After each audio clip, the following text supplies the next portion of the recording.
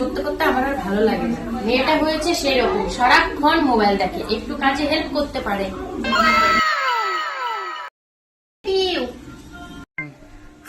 কি হয়েছে? সাত সকালে চেঁচাচ্ছ কেন এত? বাপরে বাপ, কি হয়েছে? এত চেঁচাচ্ছ কেন সকাল সকাল?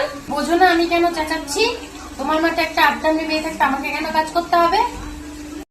মা, তুমি কি বলছো? আমি বাড়ির একমাত্র মেয়ে, আমি কেন কাজ করব?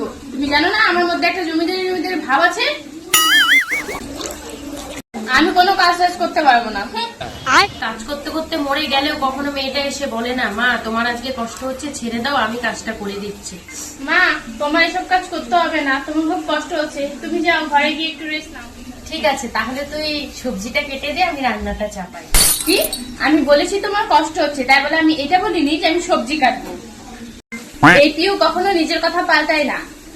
আমি বলেছি কাজ করতে পারবো না, মানে কাজ করতে পারবো না। আজকে দুপুরে বিরিয়ানি না হলে তোমার ভাতই আমি খাবো।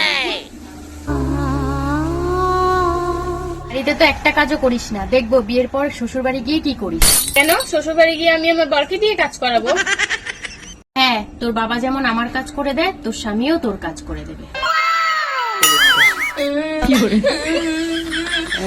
এখানে এসে আমাকে এত কাজ করতে হবে? আগে যেন আমি বিয়েই করতাম না। বাবার বাড়িতে ছিলাম ভীষণদের রাজধানী হয়ে, আর এখানে চাকরানি। আমি থাকবো না, আমি আজই বাপের বাড়ি চলে যাবো, আজই বাপের বাড়ি চলে যাবো। মা, ও মা, মা কি হয়েছে বল? আমি আর ওই বাড়িতে থাকবো না মা, ওই বাড়িতে আমাকে দিয়ে অনেক কাজ করায়। খবরদার তুই এই বাড়িতে ঢুকবি না। খুব তো বলেছিলি স্বামীকে দিয়ে কাজ করাবি বিয়ের পরে, কেন এখন আর পারলি না? এই বাড়িতে তোর কোনো জায়গা হবে না, যেখানে ইচ্ছে তুই সেখানে চলে যা।